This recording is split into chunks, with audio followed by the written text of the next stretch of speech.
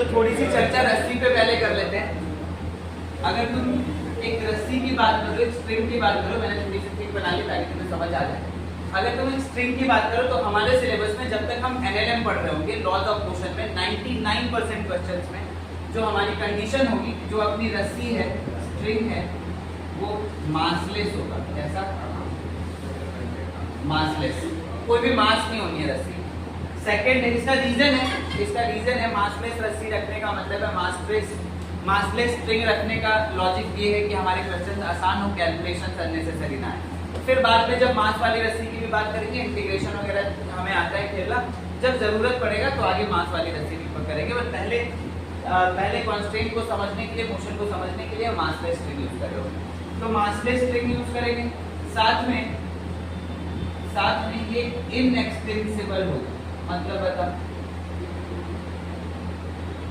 मतलब जिसका लेंथ बढ़ाया गया है। ध्यान से देख लो, अगर अपन एक रस्सी की बात करें तो इसको खींच के इसकी लंबाई बढ़ाई जा सकती है क्या? Can we increase the length of this rassi? हम इसकी रस्सी की लंबाई तो नहीं बढ़ा सकते, जितना बड़ा है इतना ही बड़ा रहेगा खींचने से। अच्छा, इसका मास है, लेकिन अभी ऐसी रस्सी की बात करें, मासलेस रस्सी, हम एज्यूम करके चलेंगे कि इसका मास नहीं है। मतलब 99.9% क्वेश्चन में जब तक हम एनएलएम पढ़ रहे हैं तब तक हमारे लिए रस्सी का मास नहीं होगा, मासलेस रस्सी होगी, ये इनएक्सटेंसिबल होगी। अच्छा, इनएक्सटेंसिबल होने का मतलब क्या है? ध्यान से देखना कि अगर मैं बोलूं कि इसके 2 पॉइंट, किसी भी 2 पॉइंट की दूरी, मान ले इसके एंड्स की दूरी, तो इसके 2 पॉइंट के बीच की जो दूरी है, जो डिस्टेंस है, क्या वो चेंज होगा कभी? मैं इसे खींचूं, स्लैक हो सकता है, लेकिन मेरा मतलब एक टाइट स्ट्रिंग से, कि अगर एक टाइट स्ट्रिंग है तो इसके किसी भी 2 पॉइंट के बीच की जो डिस्टेंस है वो कभी भी चेंज नहीं होगा, वो हमेशा कांस्टेंट रहेगा। आई बात समझ? इसका बहुत ज्यादा ये बात याद रखना, इनएक्सटेंसिबल रस्सी यूज कर रहे हैं मतलब अगर हम कोई भी 2 पॉइंट ले लेंगे ए और बी, तो इसके बीच की जो दूरी होगी, distance between A and B, ये हमेशा कैसा होगा? कांस्टेंट होगा। Distance between A and B कभी भी चेंज नहीं होगा। इसकी एक टाइट रस्सी की बात कर रहे हैं तो बोलोगे कि भैया स्लैक तो हो ही सकता है, स्लैक रस्सी की बात नहीं कर रहे हैं, झूली हुई रस्सी की बात नहीं कर रहे हैं, हमें खींची हुई रस्सी की बात कर रहे हैं। अगर तुम्हें ये बात समझ में आती है तो एकदम बढ़िया से एक बढ़िया बात और मेरे को बता देना। मान ले एक रस्सी है और ये यहाँ से कुछ जा रही है 20 मीटर पर सेकेंड से, इसका ये वाला पॉइंट कितने से जा रहा है? 20 मीटर पर सेकेंड से। और ध्यान से देखना, अगर मैं बोलूँ, अच्छा एक बार बताओ, क्या ऐसा पॉसिबल है कि ये पॉइंट 10 मीटर पर सेकंड से चले तो ये 20 मीटर पर सेकंड से चले? ऐसे भी पॉसिबल है, लेकिन ऐसे तो पॉसिबल है। अरे ये ऐसे भी चल रहा हो, ऐसे भी चल रहा हो, कुछ ध्यान से देख, आगे भी जा रहा है और ऐसे भी जा रहा है, कुछ तो इसके कंपोनेंट अलग अलग स्पीड से चल सकते हैं, नहीं चल सकते हैं ना।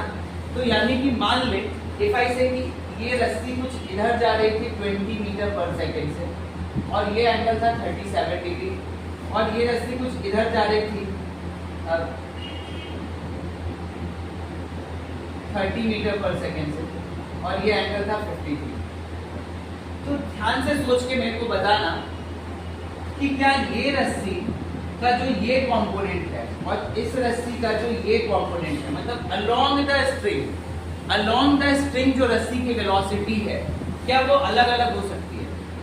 यार उसका एक कंपोनेंट कहीं किसी स्पीड से जा सकता है, दूसरा कंपोनेंट किसी स्पीड से जा रहा होता है, लेकिन अगर 2 पॉइंट के बीच अगर ये रस्सी हमेशा स्लैक नहीं हो रही है, हमेशा टाइट है, तो ये distance between point A and B कभी भी चेंज होगा क्या?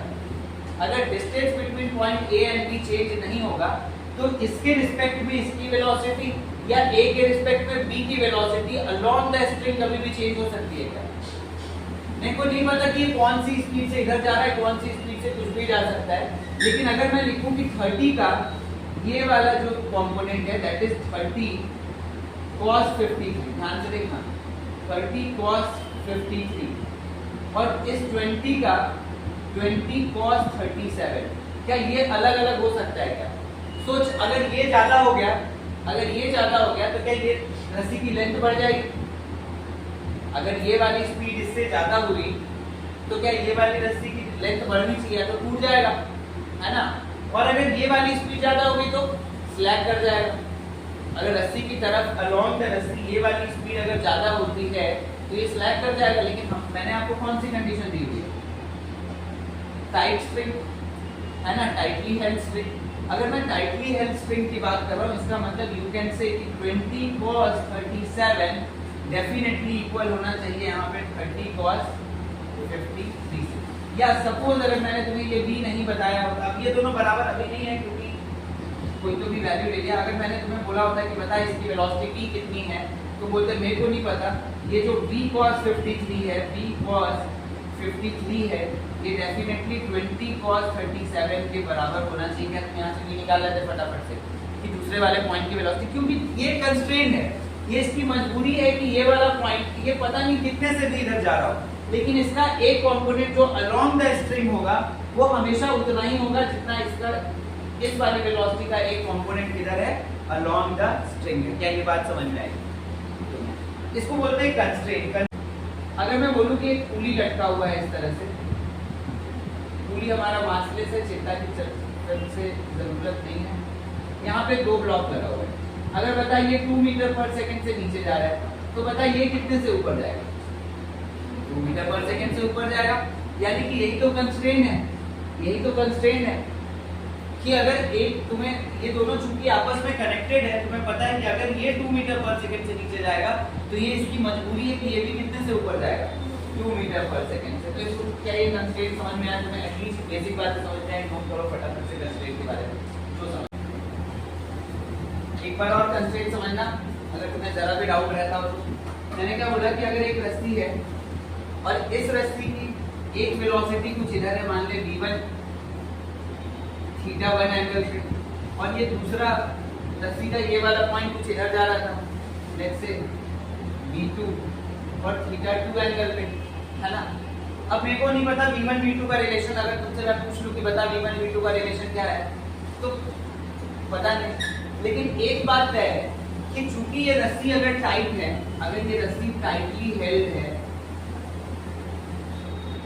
अगर ये रस्सी टाइटली हेल्ड है तो डेफिनेटली ये पॉइंट ए और ये बी, इनके बीच का डिस्टेंस चेंज होगा क्या? कभी इनके बीच का डिस्टेंस तो चेंज होगा नहीं। मैं इसको अगर टाइट रख के ये रस्सी कैसे भी घुमाऊं तो इन 2 पॉइंट के बीच की दूरी चेंज होगी क्या? देख पा रहे हो तुम, ये आगे भी जा रहा है, घूम भी रहा है, मतलब इस पॉइंट की जो वेलोसिटी है वो कुछ तो भी अलग डायरेक्शन में होगा और इस पॉइंट की वेलोसिटी कुछ भी अलग डायरेक्शन में होगा। ये वेटिंग द पॉइंट की ये पॉसिबल है कि दोनों पॉइंट की वेलोसिटी का डायरेक्शन और मैग्नीट्यूड अलग अलग है ना, कि जब ये ऐसे आगे भी चल रहा है और घूम भी रहा है कुछ ऐसा, इसका मतलब और दोनों हमेशा टाइट है। तो अगर ये रस्सी हमेशा टाइट है तो अलोंग द रस्सी जो भी वेलोसिटीज होंगी क्या वो कभी भी अलग अलग हो सकती है क्या? कि मतलब अगर इस वेलोसिटी का एक कंपोनेंट जो अलोंग द स्ट्रिंग है that will B v2 cos θ2, और इस v1 का जो एक कंपोनेंट इधर है v1 cos θ1, क्या ये दोनों वेलोसिटी कभी भी अलग अलग हो सकता है क्या? अगर ये v1 cos θ1 ज्यादा हुआ तो स्लैक कर जाएगी, और अगर ये वाला कंपोनेंट ज्यादा हुआ तो टूट जाएगा। कि ये वेलोसिटी अलग है, ये वेलोसिटी अलग है, θ1 θ2 अलग है, पॉसिबल है। लेकिन यार अलोंग द रस्सी कंपोनेंट अभी इसकी मजबूरी है कि अगर इसको टाइट रहना है और चलते रहना है तो ये वाला इस वेलोसिटी का जो ये कंपोनेंट है अलोंग द स्ट्रिंग और इस वेलोसिटी का जो ये कंपोनेंट है अलोंग द स्ट्रिंग, ये कभी भी चेंज नहीं हो सकता है। इसका मतलब है यू कैन से कि v1 cos θ1 must be equal to v2 cos θ2। अब ये मजबूरी है, ये कंस्ट्रेंट। क्या तुम्हें थोड़ी सी और बात फील होगी कि कंस्ट्रेंट क्या होता है ना? इसमें कोई भी डाउट है? कुछ आ गया था मुझे, दोबारा बताना पड़ेगा। रस्सी में एक फोर्स लगता है जो तुमने बचपन से सुना होगा शायद से, जिसका नाम है टेंशन। कि जब भी अपन रस्सी की बात करते हैं, रस्सी वाली फोर्स का नाम क्या है? टेंशन। टेंशन क्या हमेशा एक पुल फोर्स है? अरे रस्सी से बांध के किसी को पुश कर सकते हैं क्या? कि मैंने ये आईडी कार्ड से बांध के तुम्हें ऐसे धक्का देते हुए लेके जा रहा हूँ, मैं खींच के लेके जाया जा सकता है, धक्का दे के ले जाया जा सकता है क्या? कि तुमने आईडी कार्ड पकड़ा हुआ है, तुमने तुम्हारा कार्ड पकड़ के और ऐसे धक्का दे के लेके जा रहा हूँ, तुम जाए जा रहे हो नहीं ना, लेकिन खींच के तो लेके जा सकता हूँ।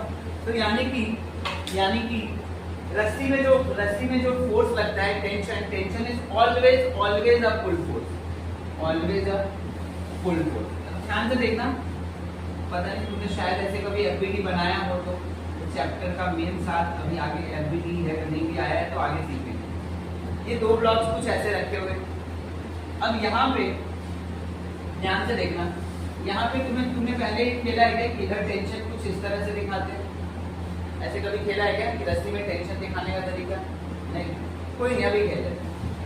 देख, जब भी आप एफबीडी बनाते हो, फ्री बॉडी डायग्राम बोलते हैं इसको, फ्री बॉडी डायग्राम जो भी बनाते हो, फोर्स के लिए दो चीजें इंपॉर्टेंट, किसी भी फोर्स में दो बातें इंपॉर्टेंट होती है। क्या क्या बता? एक मैग्नीट्यूड, एक डायरेक्शन, और तीसरा है पॉइंट ऑफ एप्लीकेशन। एक तीसरी बात जो अभी मैंने बोला, दो ही बात इंपॉर्टेंट है, लेकिन तीसरा पॉइंट ऑफ एप्लीकेशन की बात अपन करेंगे। रोटेशनल मोशन में ज्यादा फर्क पड़ेगा इस बात का। तो यहाँ पे ध्यान से देख लो, अगर मैं बोलूँ कि इस पे इसका मैग्नीट्यूड कितना होगा, तो कुछ तो भी टेंशन टी, जो रस्सी में टेंशन टी लग रहा है वो मैग्नीट्यूड है, और डायरेक्शन हमेशा किधर होगा? Along the road. Point of application की अभी चिंता नहीं करेंगे, वो जहाँ कनेक्टेड है वही पॉइंट ऑफ एप्लीकेशन है। वो जब रोटेशन मोशन में जाएंगे तब अपन ज्यादा चर्चा करेंगे point of application of road, ठीक है। अभी अपने लिए क्या इंपॉर्टेंट है? अच्छा, अगर इस वाले ब्लॉक से पूछे कि बेटा तू बता मेरे को ये रस्सी किधर खींच रही है, तो अपनी तरफ खींच रही है, तो यानी इस ब्लॉक पे ये टेंशन किधर लगेगा? Away from the road. तो टेंशन का हमेशा ध्यान रखना किधर होगा?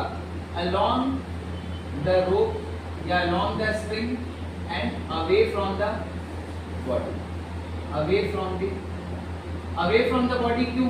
क्योंकि हमेशा फुल फोर्स है, तो खींचेगा, बॉडी से दूर लगेगा, बॉडी को ले खींच के ले जाने की कोशिश करेगा। अगर मैं बोलूं इस पे टेंशन किधर लग रहा है? इधर, है ना? इसलिए टेंशन को हमेशा जब भी किसी ऑब्जेक्ट पे इस तरह से टेंशन दिखाना हो, तो तुम दोनों साइड से ऐसा कुछ टेंशन दिखाते हो। क्यों दिखाते हैं? ध्यान से देख, इस ब्लॉक पे इधर टेंशन लग रहा है, along the rope away from the body. किधर लगेगा? Along the rope away from the body, along the rope away from the body, right. अगर मैं इस रस्सी का फ्री बॉडी डायग्राम बना के पूछूं कि बता इस रस्सी पे टेंशन किधर लग रहा है, तब डायरेक्शन उल्टा हो जाएगा, क्योंकि इस रस्सी को ये ब्लॉक किधर खींच रहा होगा? इधर, और ये ब्लॉक किधर खींच रहा होगा? क्या बात समझ में आएगी? है ना? एक और इम्पोर्टेंट बात रस्सी के बारे में, रोप के बारे में, कि किसी भी स्ट्रिंग में, किसी भी रोप में, जो अगर मासलेस स्ट्रिंग की बात करें, जब तक आप मासलेस स्ट्रिंग की बात कर रहे हो, किसी भी रोप में जो टेंशन है, एक रोप में हर जगह टेंशन सेम होता है। तुम बोलोगे ऐसे कैसे पॉसिबल है? एक रोप में हर जगह टेंशन सेम है। तुम करके देख लो, मान लो मैंने इसका एक छोटा सा टुकड़ा ले लिया यहाँ तक, है ना? इस पे इधर लग रहा है कुछ T1 और इधर लग रहा है कुछ T1, ठीक है, या T1 T2 ले लो, इधर लग रहा है T1 और इधर लग रहा है T2। मैं तुम्हें क्योंकि आपको कैसे पता चला कि दोनों तरफ इक्वली लग रहा है? अलग अलग भी तो लग सकता है। मैंने बोला ठीक है। तो क्या अगर मैं इससे इक्वेशन लिखने जाऊं, क्या F is equal to ma, F net is equal to mass into acceleration. Newton uncle ने कभी तो बताया था 9वीं क्लास में तुम्हें कि net force is equal to क्या होता है? Mass into acceleration. लगा देना, नेट फोर्स कितना है? मान ले T1 माइनस T2, ये इस रस्सी पे लगने वाला नेट फोर्स है, T1 minus T2, and that will be equal to mass of string into acceleration. अच्छा, मास ऑफ स्ट्रिंग तो तुमने ऑलरेडी बोला हुआ है कितना है? 0। और अगर मासलेस रस्सी है तो क्या तुम्हें नहीं लगता है T1 इज इक्वल टू? क्या बात समझ में आई? क्यों मैंने बोला कि हर जगह रस्सी पे टेंशन क्या होगा? सेम होगा। किसी भी दो पॉइंट, मैं कोई सा भी दो पॉइंट कंसीडर कर लूं, तो नेट एम मास चूंकि 0 है, तो मास इनटू एक्सेलरेशन वाला टर्म हमेशा 0 होगा। Definitely T1 will be equal to T2। अब ये बात शायद तुम्हें फील हो गई होगी कि एक रस्सी में हमेशा T1 is equal to T2 क्यों होता है।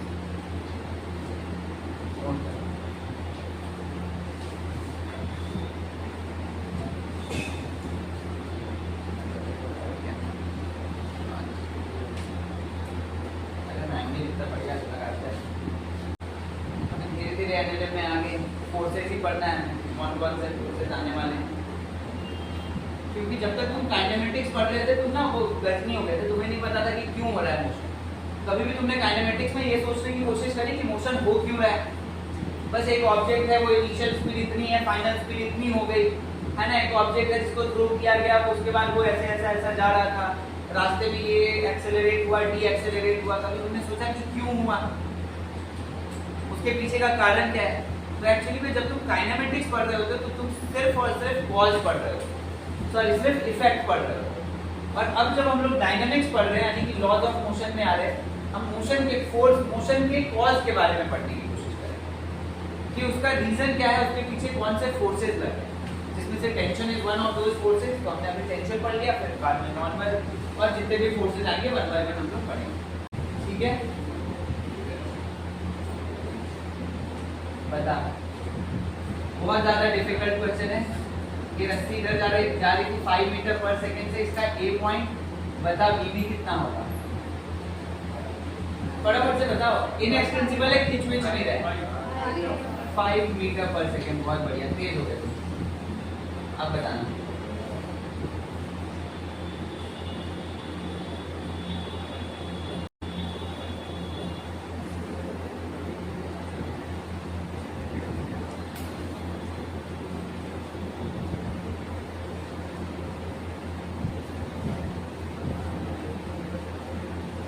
डिग्री एंगल, ये पता है तुम्हें कितना? रफ्तार में आंसर करो, रफ्तार में। अरे ये 10 तो ये भी 10 नहीं। अरे हाँ ना बोलो, नहीं।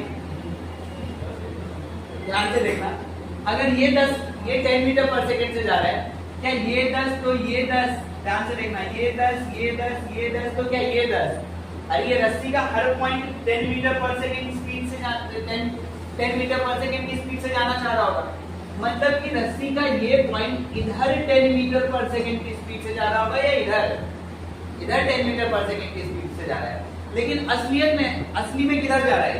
क्या असली में ये इधर जा रहा है, इधर चल रहा है? इधर चल रहा है ना। तो ध्यान से देखना, ये वाली गलती हमेशा हो जाएगी बाद में। इसमें ध्यान से देखना कि अगर ये वेलोसिटी vb है, ये मेरे को नहीं पता कितनी स्पीड से जा रहा है, लेकिन इस ब्लॉक की मजबूरी है, इसका कंस्ट्रेंट है। ध्यान से देखना, चूंकि ये वाला पॉइंट इस रस्सी से कनेक्टेड है और ये रोप अगर 10 मीटर पर सेकेंड से इधर जा रही है, तो क्या इस पॉइंट को भी कितने से जाना पड़ेगा? 10 मीटर पर सेकेंड से। मतलब ये पता नहीं कितनी स्पीड से जा रहा है, लेकिन इस vb का ये वाला कंपोनेंट यानी कि vb cos 53, क्या डेफिनेटली ये 10 होना चाहिए। ध्यान से देखना, गलती अक्सर क्या होती है, तुमने बोला ये 10 है तो 10 का cos कंपोनेंट ये, 10 का cos कंपोनेंट ये कभी नहीं करना है। क्यों? क्योंकि असली में ये 10 से नहीं जा रहा है।